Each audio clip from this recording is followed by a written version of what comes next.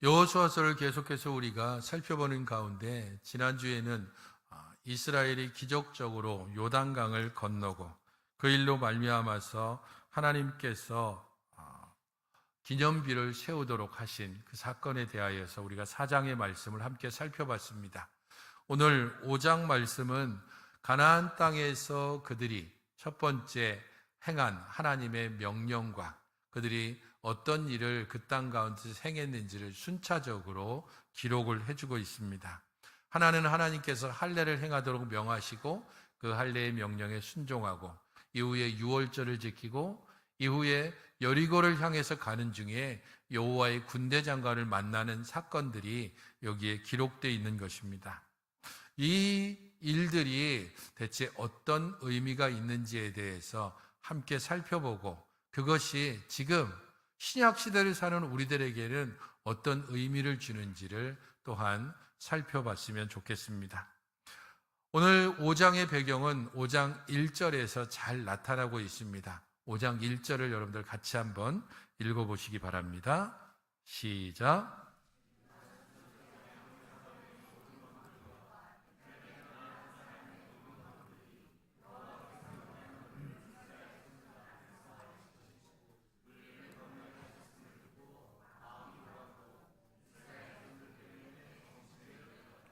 오늘 말씀의 배경은 낙담한 가나안 족속들 그리고 기세가 등등한 이스라엘 백성 이렇게 생각해 볼 수 있습니다.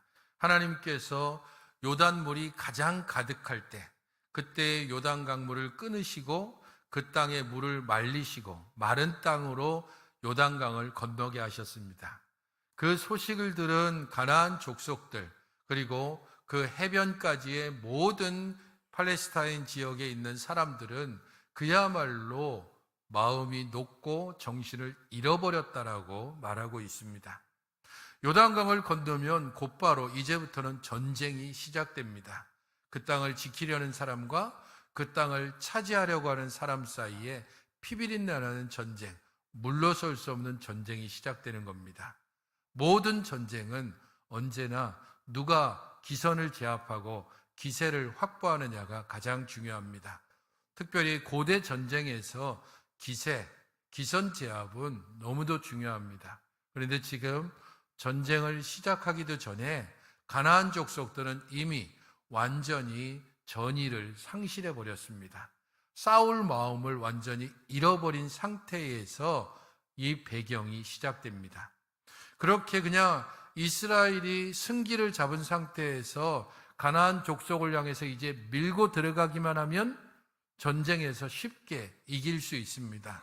그런데 2절을 보십시오. 그때에 라고 말하고 있습니다. 그때에 여호와께서 여호수아에게 이르시되 너는 부싯돌로 칼을 만들어 이스라엘 자손들에게 다시 할례를 행하라 하시매. 그냥 밀고 들어가서 전쟁을 지금 기세를 잡은 이 상태에서 이기기만 하면 되는데 잠시 멈추는 겁니다. 잠시 멈출 뿐 아니라 이스라엘을 완전히 무방비 상태로 만드는 명령을 내립니다. 그게 바로 할례를 행하라고 하는 명령입니다. 이 할례를 행하는 것이 왜 무방비 상태인가? 그것은 창세기 34장의 사건을 떠올리면 쉽게 짐작할 수 있습니다. 야곱이 자기의 가족들을 모두 이끌고 다시 가나안 땅을 향해서 올 때에 세겜 성에 잠시 머물렀습니다. 그때 세겜 성의 추장의 아들이 야곱의 딸인 디나의 아름다움을 보고 그 딸을 납치해다가 강간을 하고 그리고 자기 집에 가두어 둡니다. 뻔뻔하게 사람을 보내서 이렇게 요구합니다. 당신 딸이 너무 예뻐서 내가 이 딸을 정말로 아내로 삼고 싶소. 그러니까 당신들이 이 혼인을 허락해주면 우리의 딸들을 당신에게 주고 당신의 딸을 우리가 갖고 그래서 우리가 함께 이 세겜성에서 한 족속을 이루어 삽시다. 말은 평화롭게 얘기하지만 실제로는 힘과 권력을 가진 사람들의 거절할 수 없는 명령과도 같습니다. 이걸 받아들이면 살고 받아들이지 않으면 죽는 겁니다. 그때에 디나의 오빠인 시므온과 레위가 꾀를 냅니다. 그래서 세겜 족속에게 이렇게 말합니다. 우리는 하나님의 백성입니다. 하나님께서 하나님의 백성에게는 할례를 명하셨습니다. 그래서 우리는 할례를 받지 않은 사람과는 혼인을 할 수 없습니다. 그러니 당신들이 우리와 혼인하기를 원하면 당신들의 모든 남자는 다 할례를 행하십시오. 그러자 세겜 추장은 자기 아들이 디나를 너무 사랑하니까 모든 그 족속들에게 말합니다. 저 사람들이 지금 가진 게 엄청 많으니까, 그러니까 저 사람들이 지금 요구하는 건 할례다. 그 하나만 행하면 그 사람들이 가진 것 다 우리 것이 되니까 우리 모두가 다 할례를 행하자. 그래서 순식간에 세겜성의 모든 남자들이 할례를 행합니다. 오늘날로 치면 남자들의 포경수술입니다. 그 일을 행한 후에 사흘이 지나서 가장 고통이 극심할 때, 그때 시므온과 레위가 칼을 들고 세겜성의 모든 사람들을 다 죽여버립니다. 감히 저항하지를 못하는 겁니다. 너무 고통스럽기 때문에. 할례를 받은 후에 그 고통 때문에 저항하지 못하는 사람들을 모두가 다 살해하고, 그리고 그 땅의 것들을 도적질을 해갔습니다. 그 사건을 생각한다면 지금 이스라엘 백성들이 바로 앞에 가나안 족속들을 앞둔 상태에서 하나님께서 남자들에게 할례를 행하라고 명하는 것이 얼마나 어이없는 명령이고 받아들일 수 없는 명령인지는 분명합니다. 하나님께서 이렇게 할례를 명하신 것이 무엇일까요? 4절, 5절에 보면 그 할례를 명하는 외적인 이유가 이렇게 나옵니다. 여호수아가 할례를 시행한 까닭은 이것이니 애굽에서 나온 모든 백성 중 남자 곧 모든 군사는 애굽에서 나온 후 광야길에서 죽었는데 그 나은 백성은 다 할례를 받았으나 다만 애굽에서 나온 후 광야길에서 난 자는 할례를 받지 못하였습니다. 외적인 이유는 광야 세대가 할례를 받지 못했기 때문이다. 이전에 출애굽 세대는 다 할례를 행했는데 근데 광야 세대는 광야에서 빨리빨리 움직여야 됐기 때문에 할례를 행하지 못하고 여기까지 와서 그래서 할례를 행할 수밖에 없었다. 이게 외적인 이유입니다. 하지만 궁극적인 이유는 6절 그리고 7절에 나옵니다. 6절을 여러분 같이 한번 읽어보시겠습니까? 시작.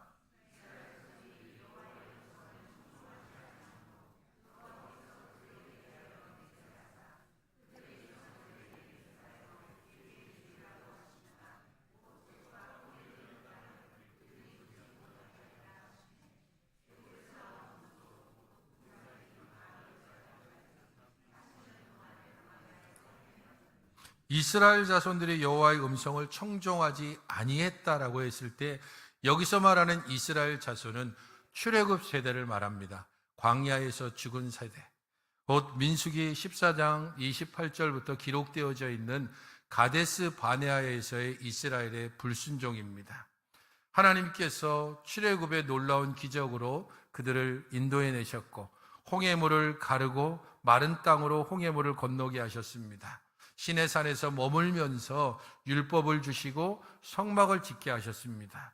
구름 기둥과 불 기둥으로 그들을 인도해서 가데스 바네아까지, 거기에서부터 가나안으로는 열흘 정도면 들어갈 수 있는 길입니다. 그런데 그곳에서 이스라엘 백성들은 그 땅이 어떤지, 우리가 어떤 길로 가야 될지 알기를 원합니다. 그래서 각 지파마다 한 명씩 대표를 뽑아서 가나안 땅을 정탐하도록 요청합니다. 모세가 그 요청을 받아들여서 12명의 정탐꾼을 보냈고 40일 동안 가나안 땅을 다 돌아본 후에 그들이 보고하는데 10명은 가나안 땅에 대해서 부정적으로 말하고 2명만이 가나안 땅에 대해서 긍정적으로 이야기합니다. 백성들은 당연히 다수의 의견을 들었습니다. 10명의 부정적인 소식을 듣고 울면서 그들이 한 목소리로 이렇게 말했습니다. 애굽으로 돌아가자. 다시 종살이를 하는 게 가나안 땅에 들어가서 그곳 백성들에게 잡혀 죽는 것보다 훨씬 낫겠다. 나뿐 아니라 내 이 후손들이 그들에게 종이 되는 것, 그것을 우리는 보지 못하겠으니 다시 애굽으로 돌아가자. 그 사람들이 이스라엘 자손들입니다.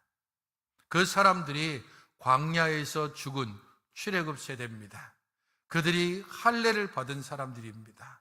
그들이 홍해물을 함께 건넌 사람들이고 구름 기둥과 불 기둥의 인도함을 받았고 율법을 받고 성막을 지었던 사람들입니다. 성막을 짓는 모든 재료들을 자원해서 드렸던 백성이기도 합니다. 그런 그들의 불신앙, 그것 때문에 40년의 광야 생활 동안 출애굽 세대가 아닌 광야 세대가 할례를 받지 못했습니다. 그래서 지금 그 불신앙 때문에 할례를 받지 못했기에 할례를 행하도록 하나님께서 명령하시는 것입니다. 할례가 도대체 어떤 의미가 있습니까? 이 할례의 의미는 처음 하나님께서 아브라함에게 명령하신 창세기 17장의 할례의 의미에 대해서 이렇게 말하고 있습니다. 너희는 포피를 베어라. 이것이 나와 너희 사이에 언약의 표징이니라. 할례를 받지 아니한 남자 곧 포피를 베지 아니한 자는 백성 중에서 끊어지리니 그가 내 언약을 배반하였음이니라. 할례는 언약과 연결됩니다. 할례를 행한다는 것은 나는 아브라함의 언약, 아브라함과 언약을 맺으신 하나님, 그 하나님의 언약에 동참하고 연결됩니다라고 하는 것을 실질적으로 고백하는 행위입니다. 그런데 지금 광야 세대는 그 할례를 행하지 못한 겁니다. 그래서 하나님께서 이스라엘의 불신앙으로 인해서 광야 40년 길을 행함으로 하지 못했던 할례를 지금 행하도록 말씀하시는 겁니다. 그런 면에서 할례를 명하신, 도저히 받아들일 수 없는, 백성을 완전히 무방비 상태로 만드는 이 할례를 명령하신 이유는 두 가지로 볼 수 있습니다. 아브라함의 자손으로서 언약의 백성임을 확인시켜 주는 것, 그리고 하나님의 말씀과 명령에 순종할 때 약속의 땅을 얻게 되는 것임을, 군사력도 아니고 무기의 많음도 아니고 아주 뛰어난 지도자도 아니고 하나님의 약속, 하나님의 명령, 거기에 순종할 때만이 이 약속의 땅 가나안을 얻을 수 있다는 것을 할례의 명령을 통해서 하나님께서 말씀하시는 것입니다. 그리고 이스라엘 전체가 이 할례를 행했고 그 할례를 행한 결과에 대해서 9절은 이렇게 말합니다. 9절은 여러분들이 같이 한번 읽어보시기 바랍니다. 9절입니다. 시작.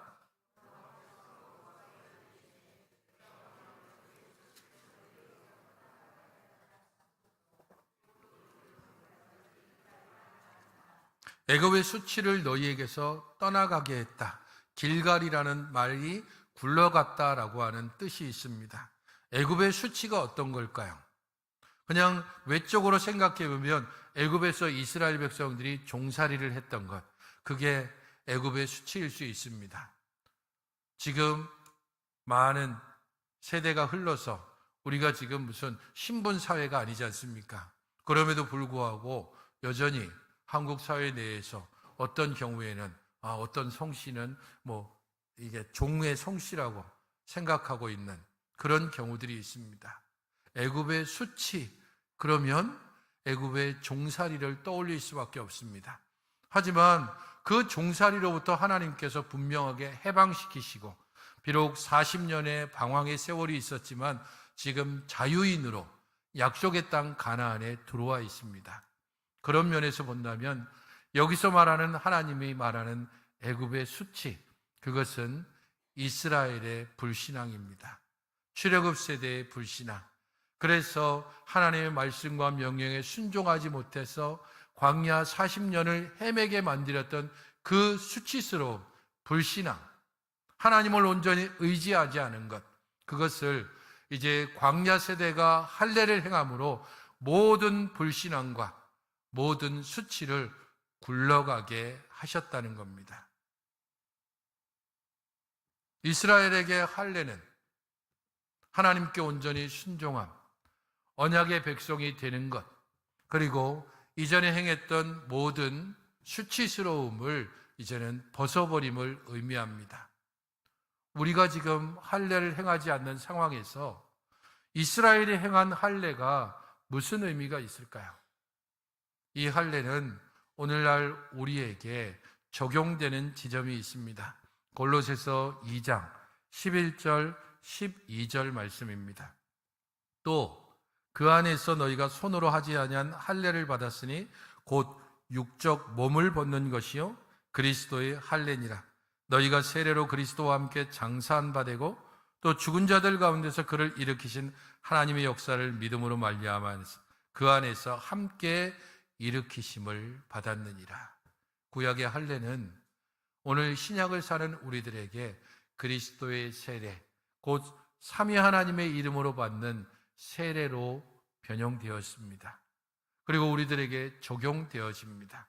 이스라엘 백성들이 할례를 받음으로 언약의 하나님을 믿고 신뢰하고 따르듯이 우리는 세례를 받음으로 그리스도를 통해서 주어진 놀라운 구원의 은혜를 함께 누리고 그리스도를 통해서 주어지신 하나님의 명령을 순종하며 따르게 됩니다.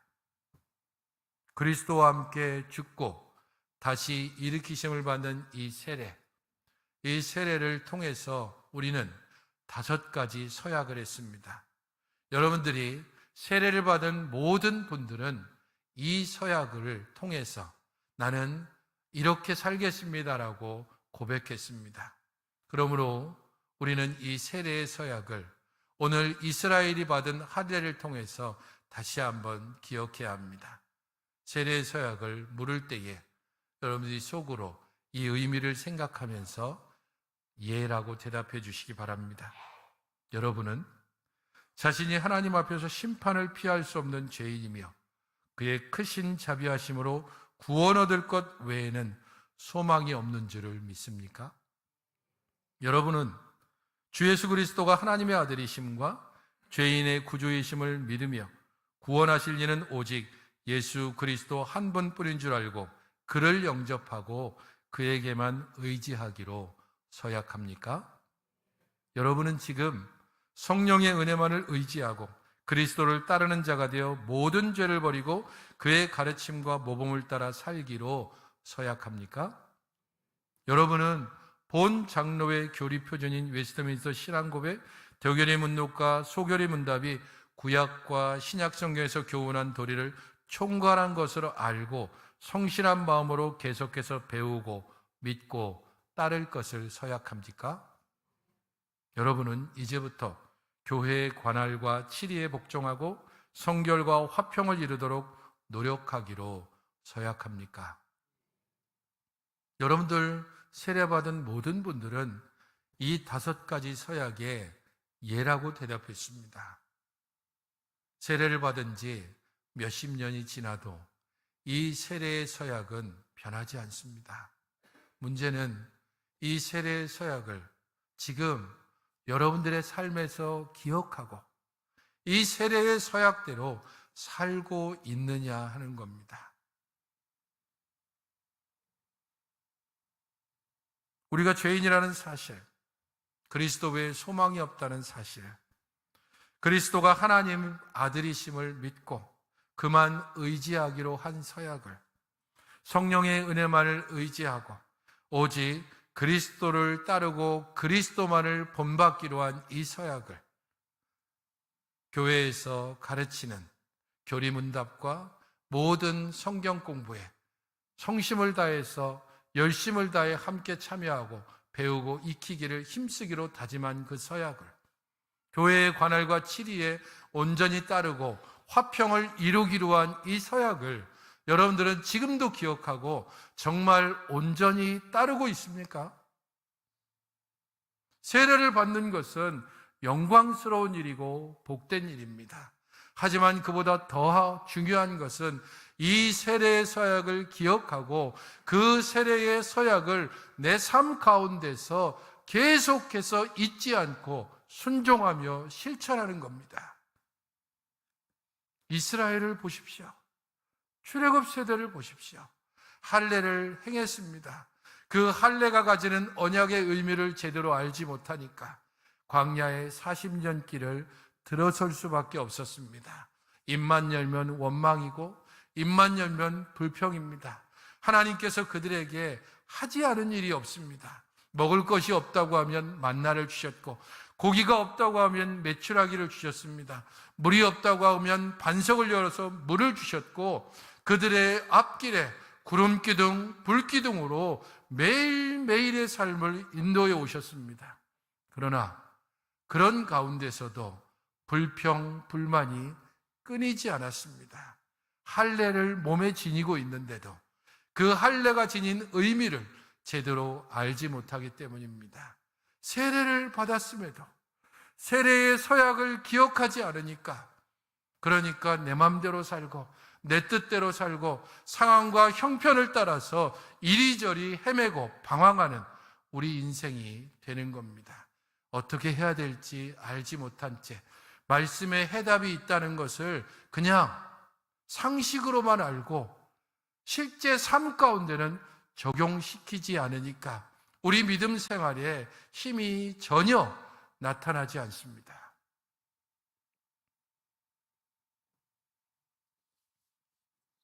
여호수아가 할례를 행하면 이스라엘이 무방비 상태가 된다는 것을 몰랐을까요? 그들이 무방비 상태가 될 때에 혹시라도 가나안 족속이 쳐들어올 위험성에 대해서 그들이 깨닫지 않았을까요? 아니, 하나님, 한 절반만 하고 그들이 나오면 나중 절반을 하고 그렇게 하면 안 되겠습니까? 뭔가 좀 상황을 대비해야 되지 않습니까? 그렇게 말하지 않고 하나님의 명령에 온전히 순종해서 완전히 무방비 상태가 되는 이스라엘. 그들의 순종 이후에 유월절을 지키는 내용이 10절부터 12절에 나옵니다. 할례를 행한 후에 유월절을 지키는 것. 이 유월절은 할례와 연관이 되어져 있기 때문입니다. 출애굽기 12장 43절, 44절을 보게 되면 여호와께서 모세와 아론에게 이르시되 유월절 규례는 이러하니라. 이방 사람은 먹지 못할 것이나 각 사람이 돈으로 산 종은 할례를 받은 후에 먹을 것이며, 유월절에 동참할 수 있는 자는 할례를 받은 자여야 가능합니다. 이스라엘 백성들이 할례를 행한 후에 유월절을 행한 것이 바로 그런 의미가 있습니다. 비록 이스라엘 백성이긴 하지만 언약의 표징으로서의 할례를 행하고 그 이후에 유월절을 행함으로써 하나님의 놀라운 구원, 하나님의 놀라운 기적을 자신들의 삶에서 기억하는 것입니다. 유월절을 그들이 행했다는 것, 그것이 중요하지만 그 이후에 또한 하나의 징표가 나타납니다. 11절을 보십시오. 유월절 이튿날에 그 땅의 소산물을 먹되 그날에 무교병과 볶은 곡식을 먹었더라. 또 그 땅의 소산물을 먹은 다음 날에 만나가 그쳤으니, 40년 동안 먹었던 만나가 유월절 때 그 땅에 있는 곡식으로 무교병을 만들고 볶아서 곡식을 먹고 그 다음 날부터 만나가 그쳤습니다.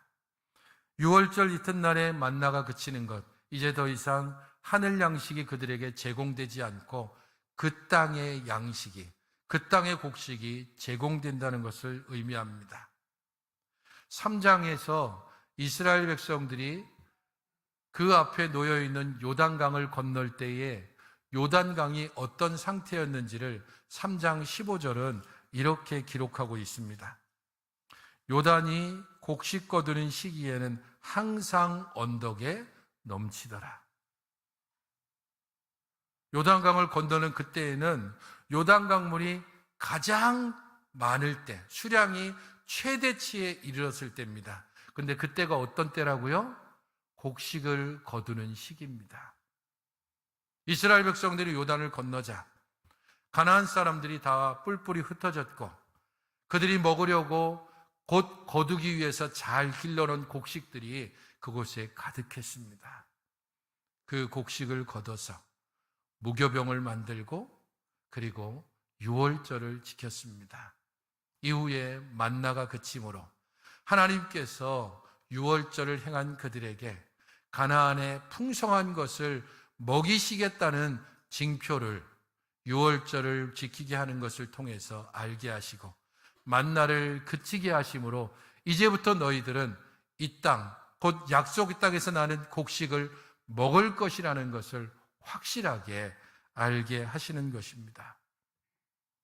성도 여러분, 하나님께서 약속하신 것들을 분명하게 성취하십니다. 그것이 하나님의 명령에 순종하는 것을 통해서, 그리고 유월절에서 그 땅의 곡식을 먹는 것과 만나가 그치는 것을 통해서 분명하게 알게 하시고, 그보다 더하여서 분명하고 확실한 표로 13절부터 15절에 여호와의 군대 장관이 나타나는 것을 통해서 좀 더 확실하게 알게 하십니다.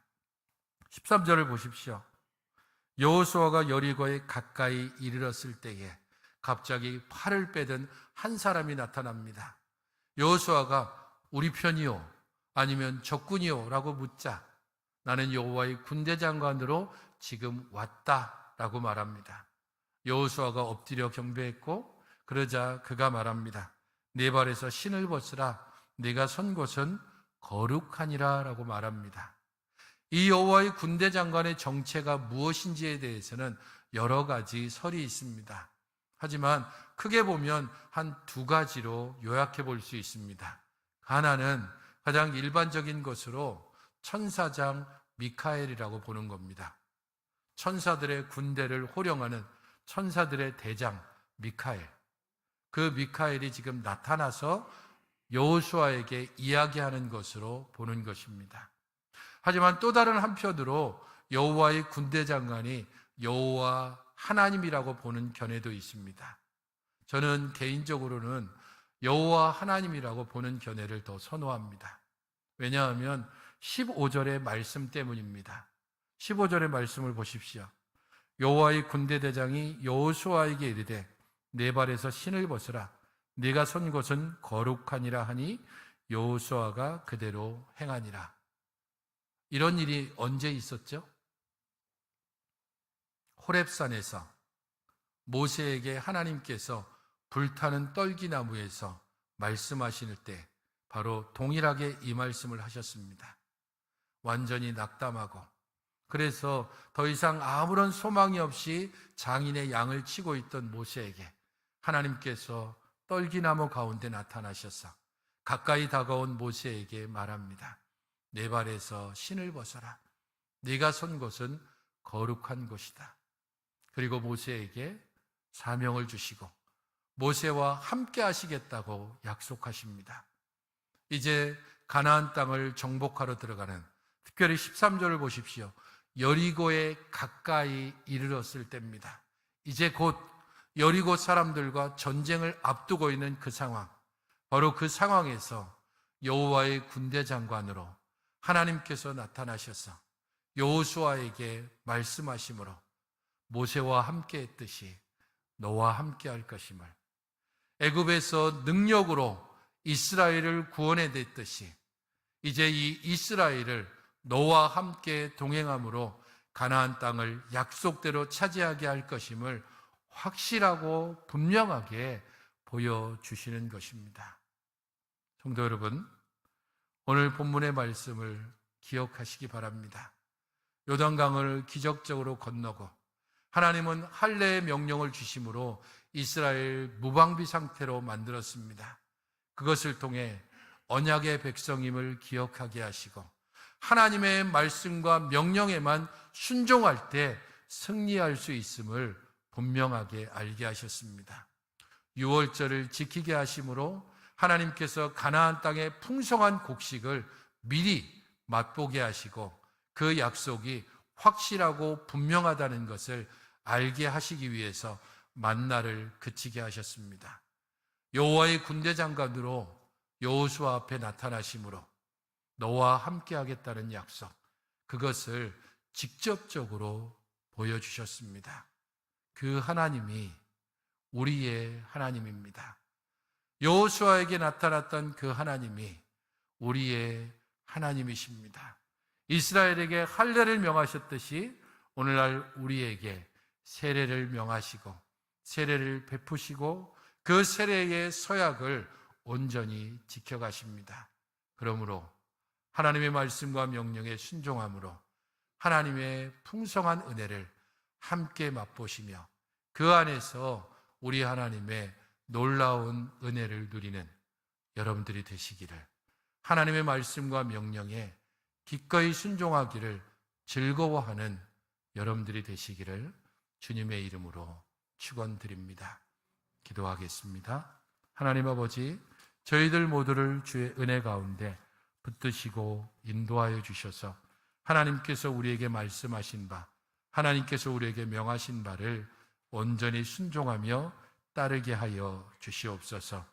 무엇을 명하시든 순종하는 길만이 하나님의 복을 받는 길이며 은혜를 받는 길임을 기억하여 주께서 우리에게 보이신 모든 길들, 또한 주께서 앞서가신 그 길들을 우리도 함께 따라가게 하시고 그로 말미암아 하나님의 큰 은혜를 받아 누리게 하여 주시옵소서.